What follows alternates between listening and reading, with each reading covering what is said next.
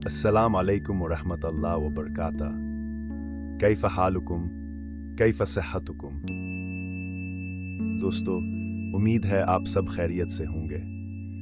अभी जो मैंने आपसे अरबी में पूछा कैफ हालुकुम, इसका मतलब है आप कैसे हैं, और कैफ सेहतुकुम का मतलब है आपकी सेहत कैसी है। आज का लफ्ज दिस। आज हम अरबी का एक बहुत ही अहम और बुनियादी लफ्ज सीखेंगे। उर्दू में हम कहते हैं ये, यानी दिस। अरबी में इसके लिए लफ्ज इस्तेमाल होता है हाजा। जी हाँ, मेरे साथ दोहराइए, हाजा। जब भी आपने किसी चीज की तरफ इशारा करना हो कि ये क्या है, तो आप कहेंगे हाजा।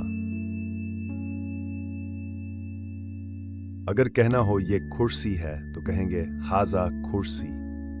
अगर कहना हो ये घर है, तो अरबी में कहेंगे हाजा बैत। तो आज हमने सीखा हाजा यानी ये।